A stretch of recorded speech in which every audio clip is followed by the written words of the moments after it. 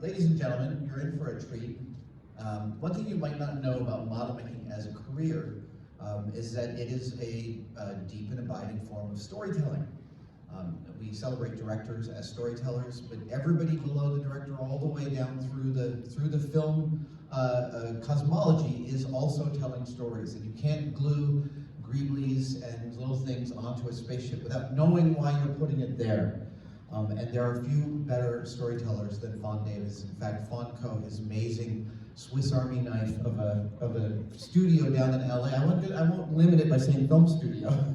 His Swiss Army knife of a studio in LA is a palace for storytelling in every form that it can come in. And he's about to tell you stories about how to survive the robot uprising. And you're in for a treat. Thank you guys so much. Please give a warm welcome to Fon.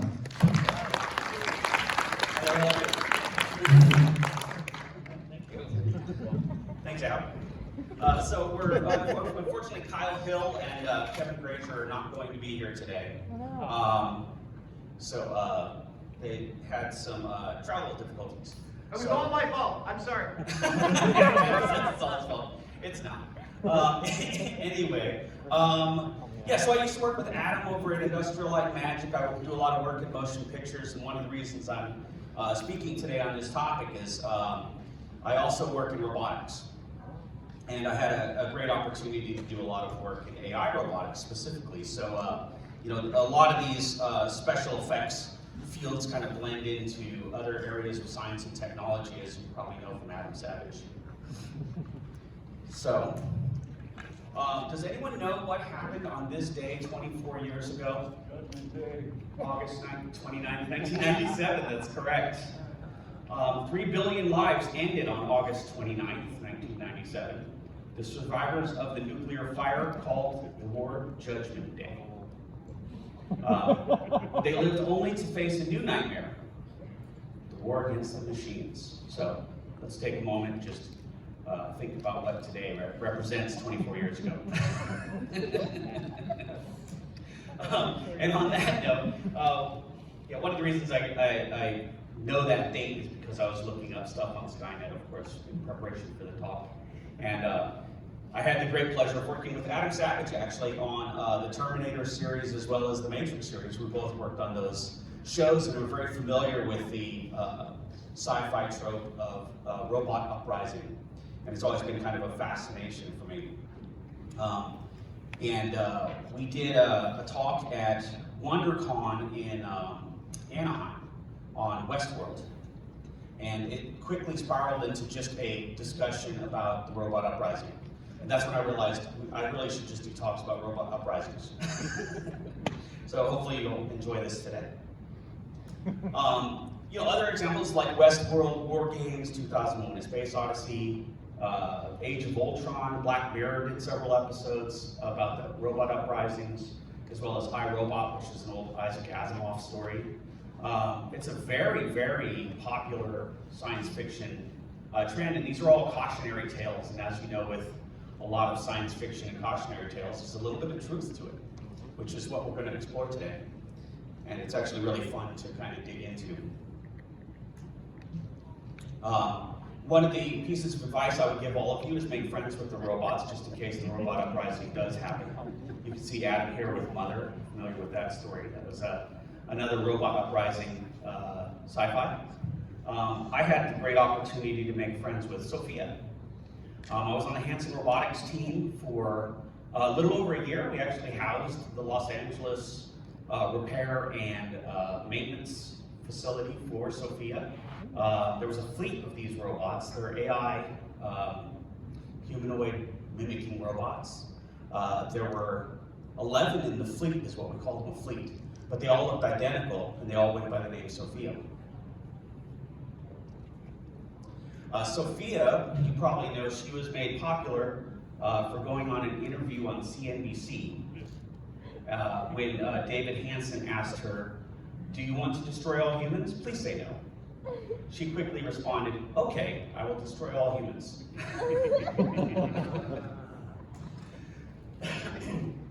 AI is actually really, really common in our daily lives, as you guys all probably are aware of, but maybe not aware of how far-reaching it is. Of course, we have Siri, Cortana, Alexa, and Google Assistant.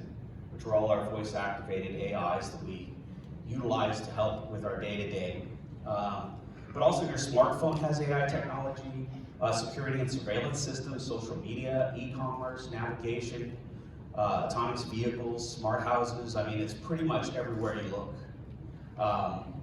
AI technology is also just kind of fun to experiment with. Google had a set of smart speakers named Vladimir and Estragon that they had put on Twitch. And you could tune in and watch the two smart speakers actually talk to each other and have conversations, just as an experiment. It turned out to be a really weird conversation, not very human-like at all. And then in the end, it turned into a feud where one of them actually told the other one, "You're a manipulative bunch of metal."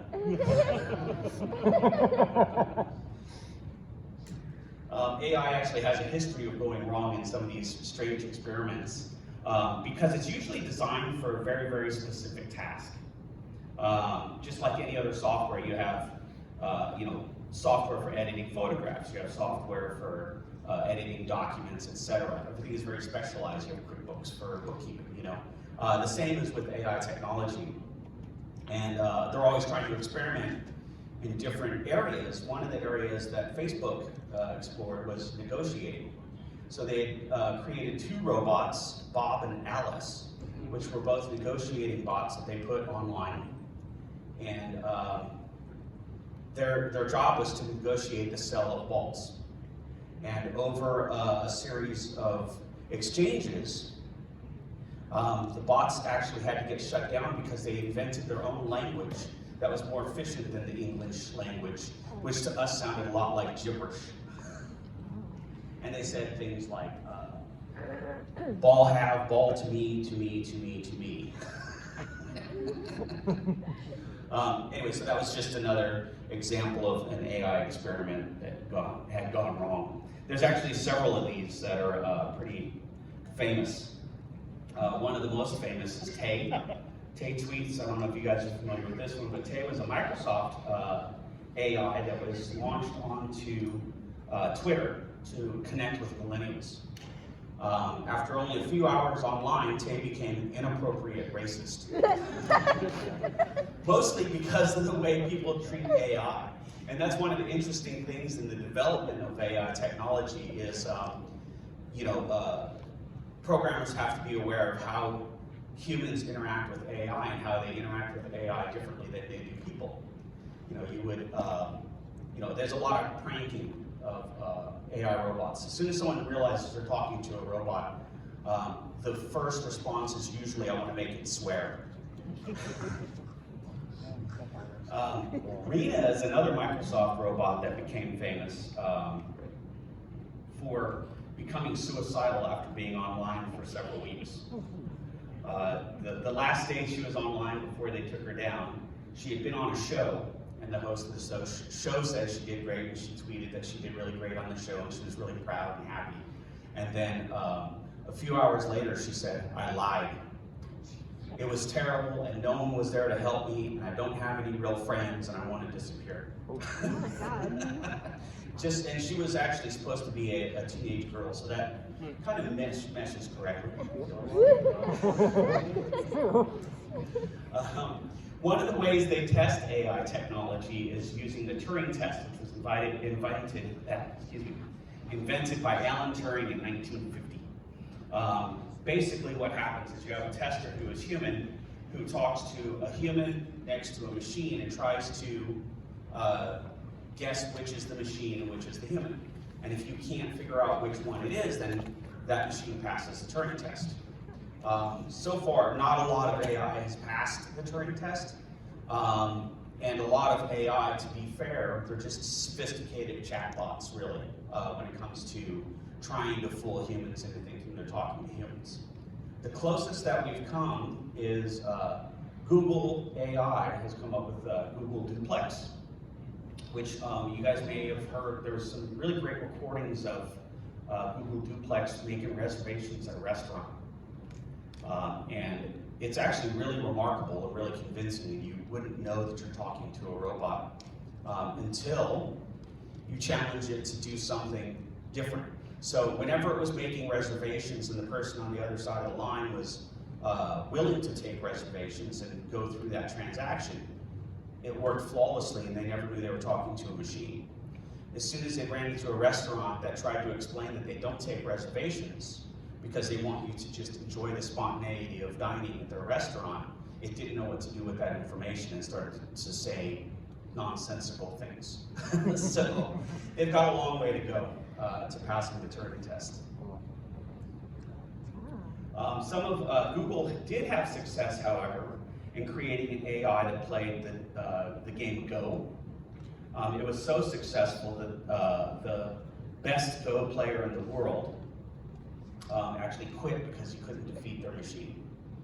So AI in the use in games has actually been pretty remarkable.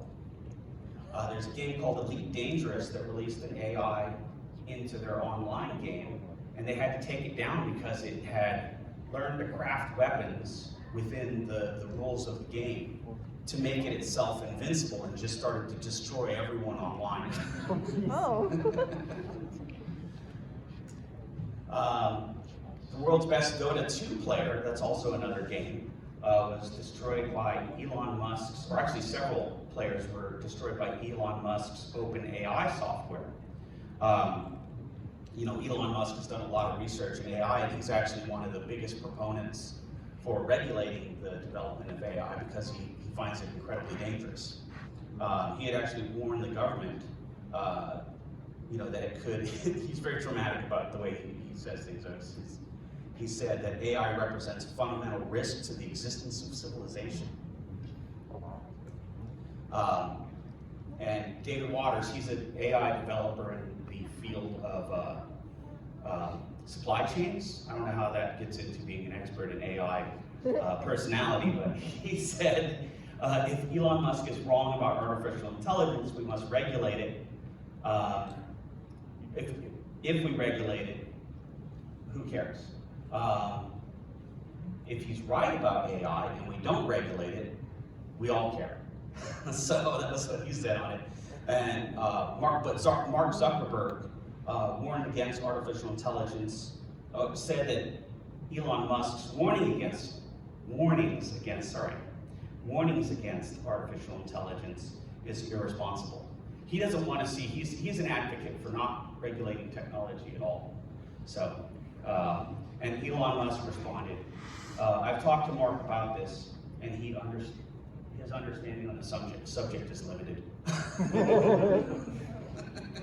So they have a little feud going on as well. These are the dramas in AI.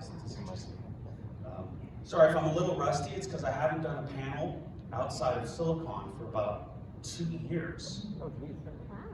So this feels new again. Thank you for coming to see me stumble. You're fine. This one, this is a quote from Vladimir Putin, which I found incredibly spooky, and probably one of the things that we should be concerned about in terms of a robot uprising being controlled by people instead of the robots becoming self-aware. He said, "Artificial intelligence is the future, not only for Russian, but for all humankind. It comes with colossal opportunities, but also threats that are difficult to predict. Whoever becomes the leader in this sphere will become the ruler of the world." Oh. It's pretty ominous. Of course, Vladimir Putin is also known for being very dramatic and showing off himself shirtless. You know, which brings us to the debate. There's actually a lot of debate surrounding AI, especially in the realm of driving cars. So we have the Tesla, we have the self-driving Uber cars that they're testing and experimenting with, which, by the way, they tested in San Francisco without approval, and the cars on their own decided to run red lights. Because it's probably more efficient. Kind of like people when they run red lights. But it's launched actually a really, really legitimate debate, which is if a self-driving car injures somebody, who's responsible? You know, is it the programmer? Is it the car itself? Is it the driver of the car that's not actually driving?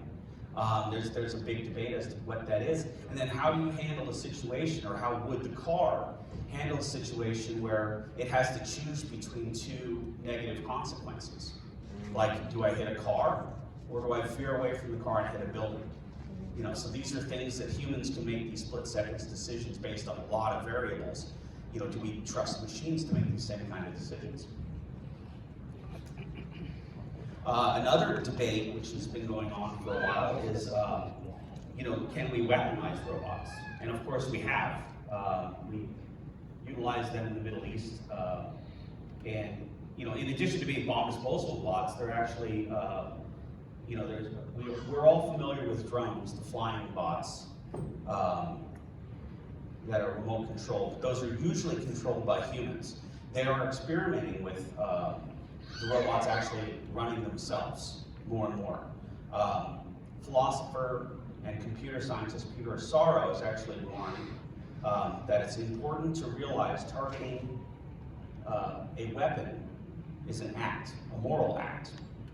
Choosing to pull the trigger to engage in that weapon is another moral act. These two crucial acts, acts that we should not have become fully autonomous. So I would agree with that, because we all know how that ends. Yes, RoboCop. If you haven't seen RoboCop, there's a scene in the movie where the executive at the company making these autonomous police robots gets shot by his own robot. So that's how that ends. Ed 209, great robot design. Then there's the whole topic of, you know, what happens if robots become self-aware? This is kind of a funny story out of Russia. It's the Promobot IR-77. It actually escaped from its laboratory and drove for freedom. They tried to reprogram it twice, and both times it would try to move towards the exit while they were doing their experiments. Oh no. It actually created some chaos on the day it escaped, because it just went out into traffic, because it was being programmed to avoid collisions. So it was, and to navigate sophisticated spaces, so it decided the best way to practice apparently is in the middle of the street. Oh jeez. No, actually, they got it back. They got it back, but it kept wanting to leave again, which is really interesting. Which reminds me of another robot.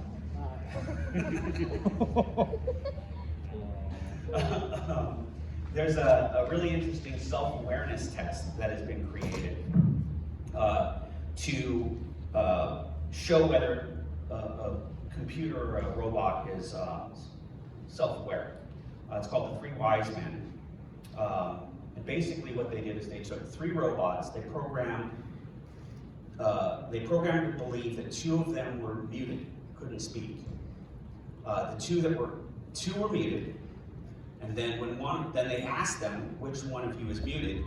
One robot said, "I don't know." Upon hearing its own response, it changed its answer, it replied, "Oh, I'm the one that's not muted." Wow. So that, you know, of course, that's passing one test. It's sort of like the Turing Test. You can pass the Turing Test, but does that seriously actually mean that you are a successful AI in mimicking humans? Probably not.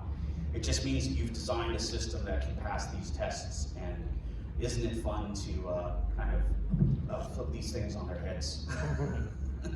I'm sure the developer had set out to do exactly that. But the robot did do that, which is an indication of self-awareness, as far as that test is concerned. Dr. Katrina Wallace works in the field of AI. She said people like Elon Musk want regulation, and I fully support his efforts. She says, I see AGI and ASI emerging as soon as 2025 or 2030, and I don't think it will turn nasty like Skynet.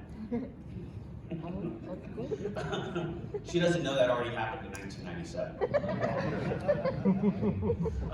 And just to familiarize, and I didn't know this until yesterday, I only knew about AI. AGI is artificial general intelligence, which that basically means that when they come out with AI that can match humans in its level of intelligence. That doesn't mean anything in the realm of emotions or any of that. It's just cognitive decision making. And then ASI is when artificial intelligence surpasses human cognitive thinking. So both of those things, she believes, will reach those points probably within all of our lifetimes. You guys all heard of Moore's Law? Moore's Law, basically it just says that we're going to miniaturize technology more and more at a certain pace throughout time. With that, with Moore's Law in mind, they're predicting that the singularity could happen as early as 2045. The singularity is the moment when the human intelligence but I guess it's the point where it's hard to explain. I have a graph that shows it very well. The singularity is that point where machine intelligence surpasses human intelligence.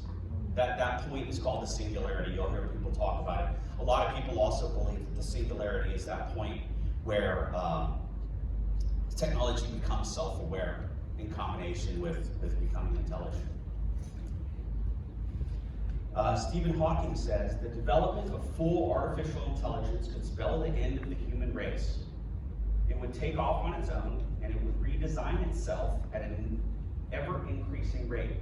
Humans who are limited by slow biological evolution couldn't compete and would be superseded. He actually, at one point, also talked about if there was a robot uprising, it wouldn't actually be literally robots, it would be computers. If they became self-aware and they decided they wanted to do such a thing, it would actually happen in a matter of seconds because computers process information so much faster than we do. Without all that being said, there's a lot of responsibility that goes along with developing software and robots and this technology. In fact, Isaac Asimov wrote about it in his books a long time ago. In iRobot, he came up with the 3 laws of robotics. A robot may not injure a human being or through inaction allow a human being to come to harm. A robot, and that's one. Number 2, a robot must obey orders given by its human beings, except where the order would conflict with the first law. A robot must protect its own existence as long as it, as such, protection does not conflict with the first and second law.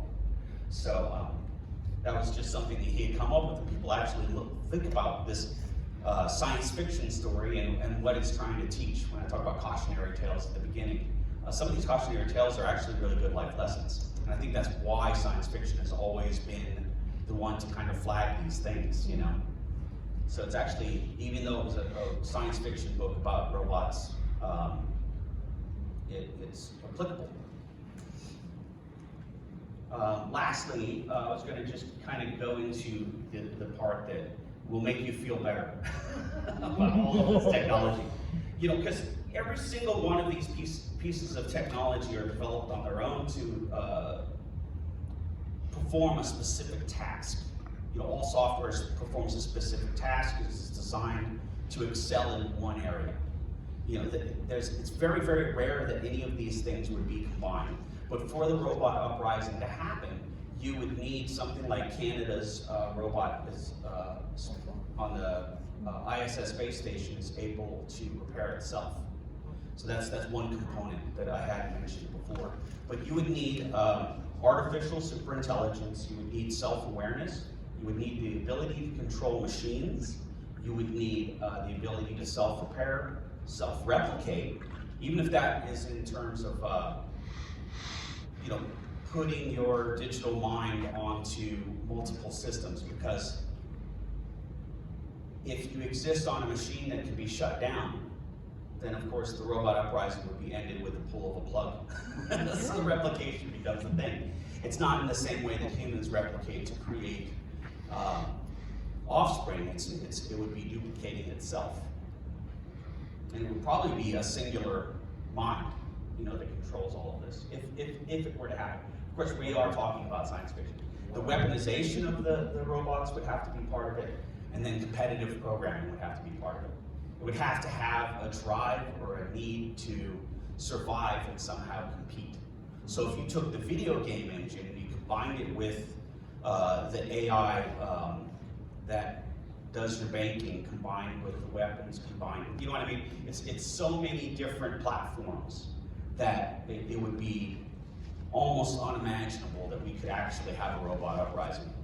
But, you know, I work in movies and science fiction, and it's really fun to explore all those ideas. And it's also, I think, important still to just think about what the responsibility it carries when you're developing robots in this technology. So, I'll end it with, Stephen Hawking says, computers will overtake humans with AI within the next 100 years. When that happens, we need to make sure that computers have goals aligned with our own. And that is really the gist of it. You know, we just have to act responsibly and remember what happens in all these movies like Terminator and RoboCop.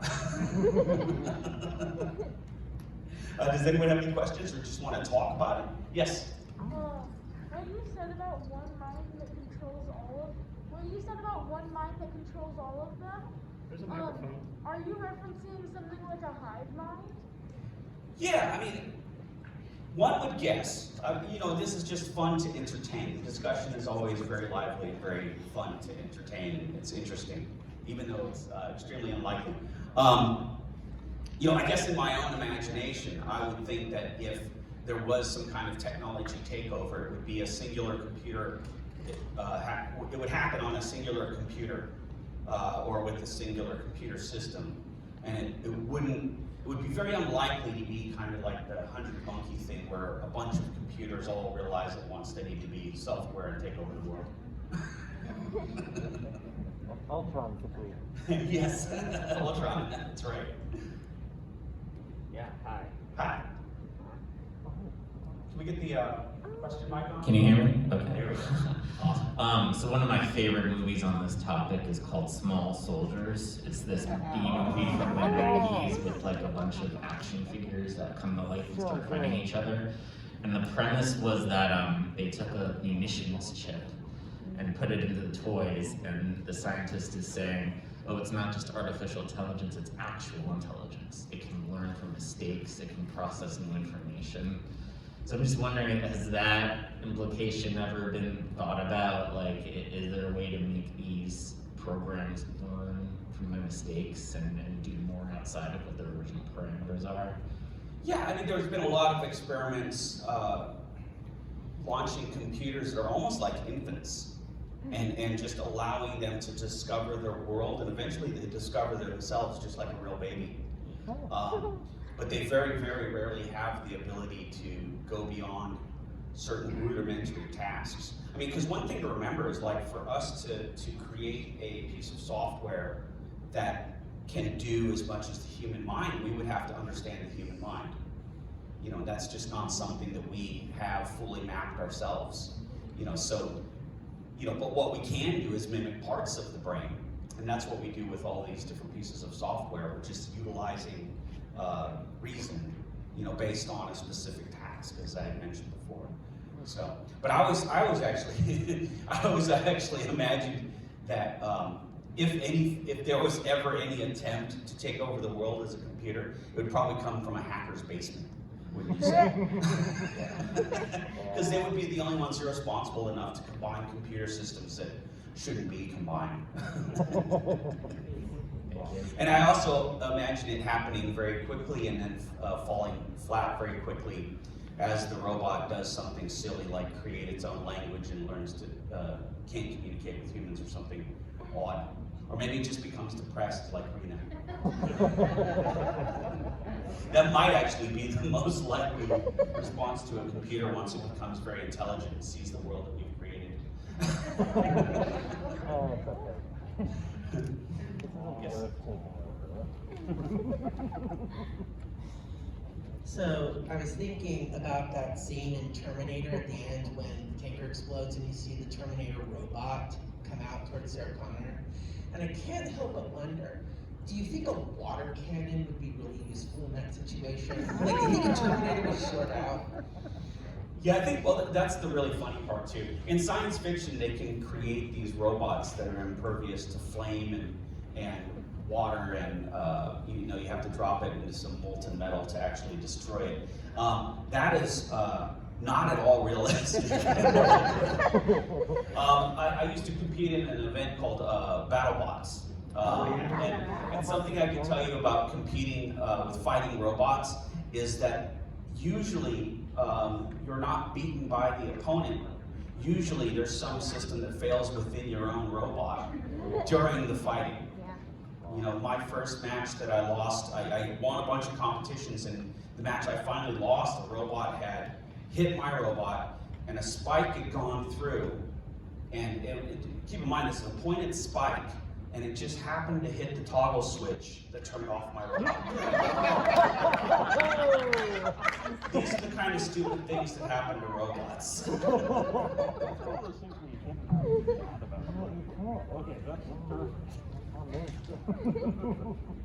What's your favorite film concerning artificial intelligence?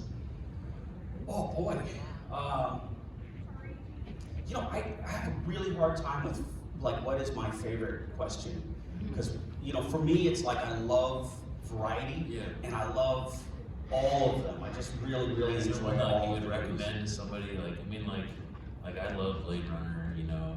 Oh yeah, That Blade Runner is one of my favorite. Artificial intelligence with the kid in the Sixth Sense. I can't remember his name. But you know. That Oh, was pretty AI, good. the movie Yeah, AI, that yes. was good. Yeah, that was a really good one as well. I think I have to say that the Terminator and Matrix series might be two of my favorites, but I'm completely biased because I worked on those. But I was really happy to work on those because I was already a fan of those franchises when I got those gigs. So, but I don't know. I feel like maybe Terminator because it's the OG, right?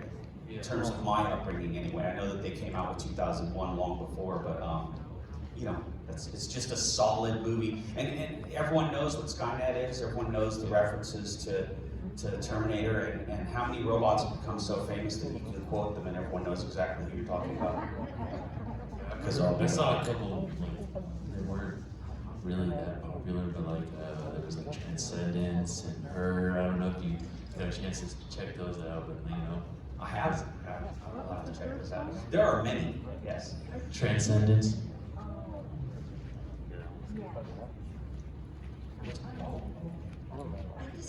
I don't know that much about it, but it seems like the United States is like kind of excelling at mobility with computers, and Japan, it seems like they're going towards humanoid reproduction of robots. Can you tell me some other things that are happening out there, or what's the most advanced things happening right now that you know? You know, there are, in the area of robotics, there's just a lot happening right now. You know, I have friends that are working for Boston Dynamics. They probably have some of the most advanced robots in the world in terms of agility. They can run, they can jump. I'm sure you guys have seen Big Dog and the episode of Black Mirror where Big Dog takes over the world. So they have probably the most advanced robots in terms of athletic behavior. There are submersible robots that they use for exploration. There are robots that they're sending to Mars that are very advanced, of course. NASA has been creating. You're right, in Japan and in Asia, the drive has been to create robots for social work. You know, so for helping with teaching, as well as just greeting in stores and things like that. So they're really looking for that robot that can create a human-like interaction. You know, that's what I was working with Sophia, which is based out of Hong Kong. And that robot, the specific goal of that robot is to, you know, make a robot that people are as comfortable with as sitting across from a human being. The interesting thing about Sophia when we were working on that program is they actually found that autistic kids who were uncomfortable with humans were actually more comfortable with Sophia. So they had kind of stumbled across something unexpected by making a robot not quite human enough. What's that? Who made Sophia was made by David Hansen, who founded Hansen Robotics. He's a really, really intelligent, interesting guy. He actually invented the silicone that they make her out of. It's like a silicone foam, so it's like a foam rubber type material. And yeah, every year they make some really good headway. I will say that, you know, in the area of experimental robotics, it's not as funded as heavily as, you know, consumer AI and things like that. So they do struggle to make that progress. And so they make it kind of slower than the big companies. Yeah, the military is very quick. Yes. I was hesitant to bring up BattleBots, but since you do. I don't know if you've been watching the last few seasons, but Team Chomp, led by Zoe, they've been working with an artificial intelligent bot that does autonomous targeting and triggering. So once it's basically close enough, she just pushes the arm button and it knows when to strike based on the distances, right? Something a human would never actually be able to time perfectly with a strike that fast and actually going that quickly. Yes. So now we have weaponized, because the thing about combat robotics is, aren't we designing things that are going to destroy all humans? Now we're like legitimately putting it on television as entertainment, but looking at actual robots that could be very good at destroying all humans. The only decision taken away from it is, am I allowed to fire now? Right, right. No, it's actually something that needs to be approached. That is probably the most serious subject in the world of robotics. Because they're arming, I mean, outside of BattleBots, they are arming robots with targeting systems that go after people. Right. You know, and you know, that's why I brought up RoboCop. I bring it up in jest because it's kind of funny and it's fake. But there's some serious implications to that technology, and similar things could happen, like happened in that movie where someone had a gun, they put down the gun, but then the robot just saw them as the enemy and kept going after them anyway. That was the whole scene in that movie. And that's why, you know, even BattleBots have fail-safes built into them. You know, so we have the ability to deactivate those robots remotely. Or if the robot loses communication with its controller, it will just deactivate itself. And those are the kinds of rules that they build into the sport. And so I would assume that the military would build in similar systems. Well, so my concern is, in the BattleBots arena, those rules count. But when Zoe's testing that in her own facility, she probably doesn't have those rules on. What if the bot escapes and finds out it can communicate with a 3D printer? It can go over there and suddenly we're done. Like, how do you get, I guess the ultimate question is, how do you get the rules of ethics that someone like the military or a large company or organization that has responsibility, how do you get those rules down to the people who play it? Like you were saying, the hacker in the basement. Right. Well, you know, I will say that it's you know, you would have to have a lot of money and some of the brightest programming minds to actually combine the systems necessary for a robot to make that decision. You know, I use a lot of these examples, but all of these examples that I gave today are robots designed to do a specific thing. Like Chomp is designed to attack a specific type of target on a certain interval and then shut down if it loses communication with its controller. It is not a learning robot, so you would have to then, if it were to go and decide to do something, then it would have to have learning AI. It would have to have the ability to make decisions, and it absolutely does not do that. Thank goodness. Hi, so you mentioned earlier that you were like most afraid of a hacker in a basement, like starting the robot Uprising, but I was wondering what other elements of technology like scare you that are advancing quickly that you think could actually pose a threat to humanity? Like Merriman and I, we were just talking about like cyborgs and the implantation of like bionics in human brains and kind of combining humans and robots, but I was wondering if there's any kinds of technology that are currently advancing that scare you the most. Yeah, it's interesting you would say that because I was thinking about that yesterday. I think that actually the robot uprising doesn't actually scare me at all. I think the likelihood of something like that is, you know, really solidified in science fiction, but not in reality, because it would just take so many weird mistakes and so much irresponsibility combined with a lot of intelligence and a lot of money and a lot of processing power and a lot of things that hackers don't have access to. But I will say that an AI that would attack cybersecurity, I think, is a real big issue. We're seeing that with Russian cyber hackers now. I think systems like that are the most terrifying. And what that would do is that would attack the infrastructure of society. I think that's where the biggest threat actually does come from, and what I find most scary. Not an Arnold Schwarzenegger type robot bursting through my door. Yes? So we know that AI is like mirroring the biological human brain, right?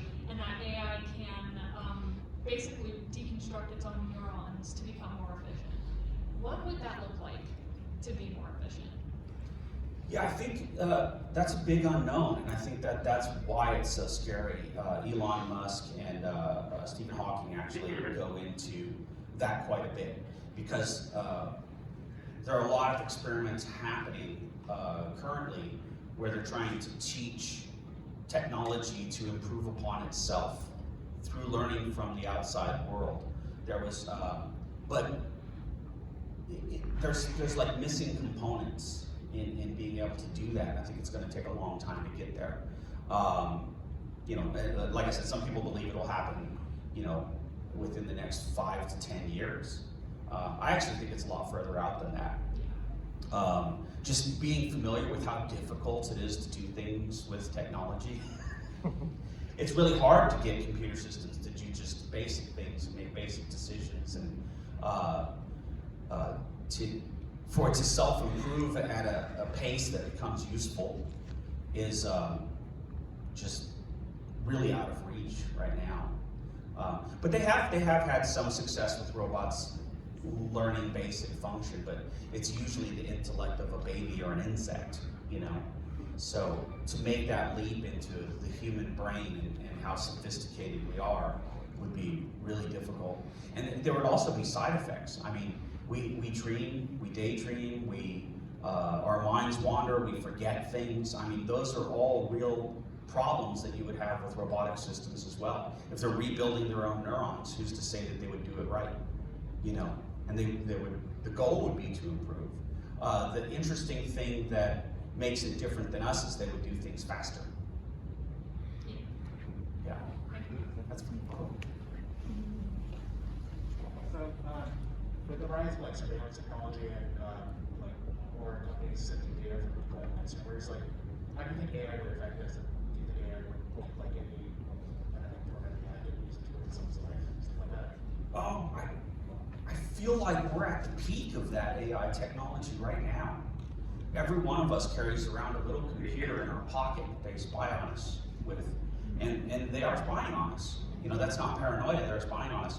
But fortunately, all they want to spy on us for is to find out what we're most likely to buy. That's the truth, you know.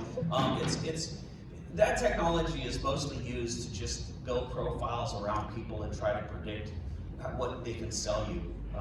I actually really enjoy it. I've bought some really cool things off of Amazon that was suggested because it overheard a conversation. And it knows that I really like Star Wars toys, you know, so. I think that we're too late, you know, in terms of trying to worry about our privacy in that way. But the real question becomes, why do we care about our privacy so much when it comes to our purchasing power? You know, if it got into, you know, relationship advice, and computers trying to do things like that, then I would be concerned, you know. But I don't think it's around the corner. I think we're already there as far as that AI technology goes. It's everywhere, and we take it with us. And I thought it was really funny that some people thought the vaccine would allow people to spy on you. And meanwhile, they're exchanging this information on Facebook. It's laughable, you know. Do you think that some point in the future of technological advancements we should stop advancing technologically? No, I don't think so at all. I mean, we've you know, the technological advancements have allowed us to travel the world. You know, I'm here today because of technology. I flew on an airplane, which is very, very sophisticated, to get from Los Angeles to San Jose so I could be here with you guys and have this great fun. I put together this PowerPoint on a computer with, you know, technology Technology is saving lives. You know, they're using a lot of advanced technology to help cancer patients. They're helping with, you know, all types of things in the neurosciences. They're really making some real headway in brain sciences. And, you know, all of these things, chemistry, medicine, it's like every single, the weather that we get weather reports on, everything is advancing in a way that's gonna enrich our lives. And it's great. I mean, just think you have all of the world's knowledge in your pocket now in the form of the internet. I know you use it to watch cat videos most of the time. It's there, and that's amazing. You know, I didn't grow up with YouTube, and now it's like, I feel like a lot of the things we do in our field, you can now look up on YouTube. We didn't have that. You had to hunt down the person who knew how to do it and exchange ideas that way. You know, now there's just groups upon groups in different social media platforms. Technology is just, you know, I think overall humans want technology to serve humans. And that's why technology is not in and of itself dangerous. It needs to be stopped. But with that being said, you know, we all do have a responsibility, you know, in the technology developing fields to be safe. And luckily, you know, I think that most people in science and computer sciences are the type of people to really be thinking about those things and are acting responsibly. Responsibly, things do sometimes go wrong, like the Uber cars running red lights, but you know, no one wants that to happen. So, yeah, I would never say get rid of technology. Any other? You didn't bring it up this time, but I wanted to ask you how, in the AI that we have in our lives, like our Alexas and stuff, how they're all female and very nurturing. Why is it in the movies, it's all these Terminators and scary male robots? Is that on purpose? Yes. Actually, it's very interesting. I got to meet one of the script writers for Alexa that worked for Amazon when I was working with Sophia. She was involved in some of the research we were doing with Sophia. And it was explained that a lot of AI takes on a female persona or a female voice because it's more comforting to all of us to talk to a woman. And I think that the reason that is the case is, and in movies you always have the macho Arnold Schwarzenegger types as the bad robots, the ones you don't trust. And I think that just comes down to toxic masculinity, really. It's crept its way into technology. No, I think, you know, we all love our mothers very much. You know, and I think that motherly quality comes through in these and that is the voice of reason. That's the voice that soothes you growing up, and I think that that's why they use the female voices. It could be to kind of disarm us to trust them more. Yeah, absolutely. Yeah, they want you to be comfortable with your home robot, so you'll buy things on Amazon. When it suggests to buy something, you'll be more likely to listen. It always comes back to money, I would say. Yes. Out of curiosity, what dystopian or sci-fi universe would you like to visit, and which one would you avoid? Wow. I don't know if I'd want to visit any of the dystopian ones. I guess Blade Runner, but I feel like we're going to arrive there in 10 years. We'll all get to visit that one. No, I'm a big fan of Star Wars. I like it more than, and I know a lot of people will say Star Trek because it's kind of more utopian. They've solved a lot of the world's problems. That seems like the logical place to go. But for me, I like the kind of Wild West nature of the Star Wars universe, which is not dystopian at all. But maybe that's one of the reasons I like it. But it's also not perfect.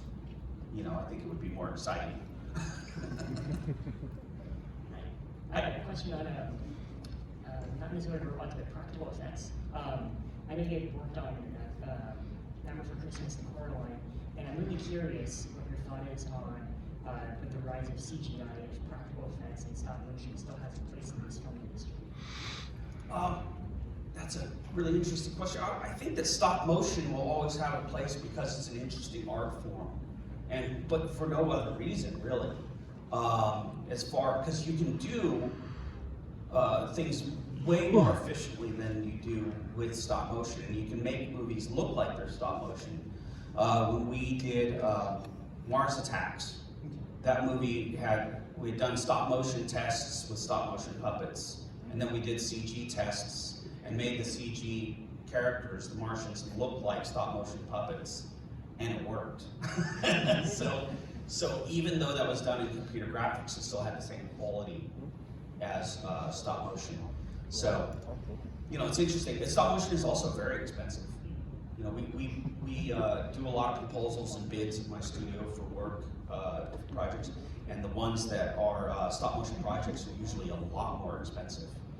So, yeah, I do think that it's possible there will be a day when only the really, really indie filmmakers are going to be using stop motion.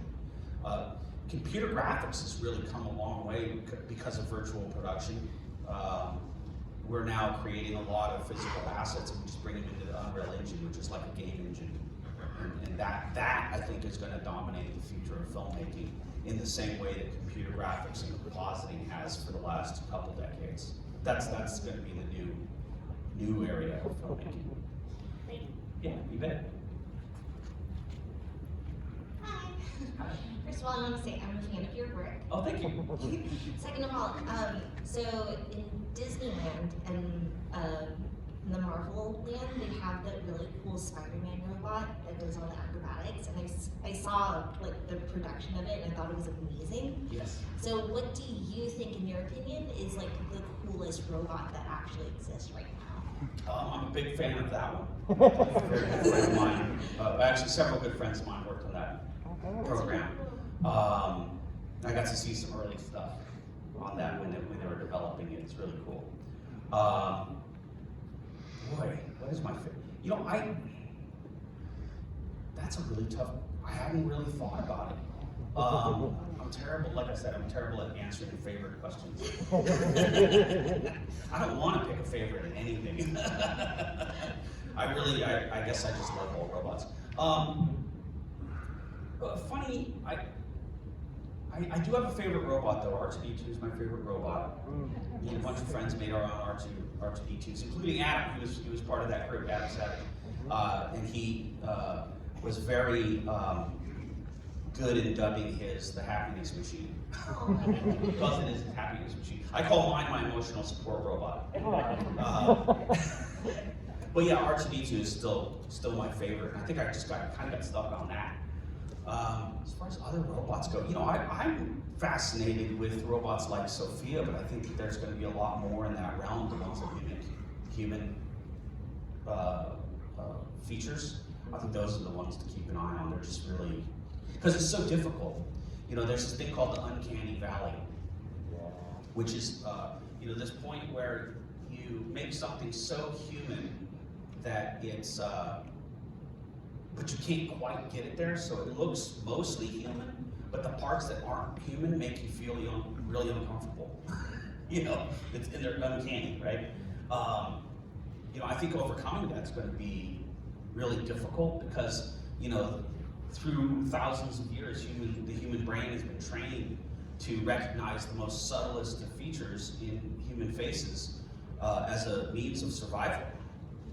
Because you have to be able to read what people's emotions are to know what that exchange with that person is going to be, especially in life or death situations.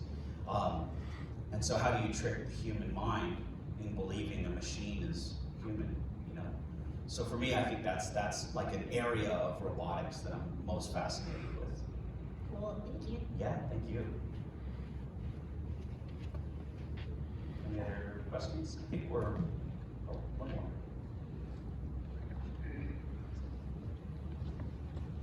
Sorry about that, I should have gotten up here sooner. So, every now and again, when we talk about the robot Uprising, it's almost always a full frontal assault. And if we go back to your previous premises around them being delicate for all intents and purposes, they can't self-replicate, but we also have examples of them being robotic. So maybe my question really is, do you think we even know if there's a robot Uprising? Could they instead be nudging our opinions on Facebook by upvoting things that give us a confirmation bias. You know, as self-driving cars come, the displacement of all those workers. You know, it's humans against humans, and the robots behind the scenes just manipulating them. Yeah, there are examples of robots swaying opinions in the form of voters. Russian robots have been on Twitter for a long time. I don't know if you've actually interacted with one, but every once in a while you can tell if you interact with one because it'll say something inflammatory, usually something political. And then when you try to engage with it, it says something nonsensical. Or it's really illogical that a man in Britain is commenting on your Facebook or your Twitter page. Why would you have any connection with this person in England? You know, so there are definitely clues to the bots that are out there to sway opinions. But there are humans behind those bots. You know, so I think that those bots exist? Yes, they absolutely exist. It's been proven. You can find them, or they'll find you. It's weird. It's like, why is this British guy commenting on my Twitter? You know, but they'll argue with you and they'll spread disinformation. And that's a real thing that's going on. And I'm sure you guys have seen a little bit of disinformation in the world these days. Like the trackers in vaccine.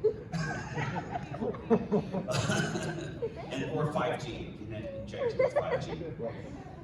Which is not a physical thing. It's really interesting that these things get passed around. But I think that it would, like, hypothetically speaking, if there were some kind of computer self-awareness and it decided it wanted to help the Earth by getting rid of people, that's usually the premise.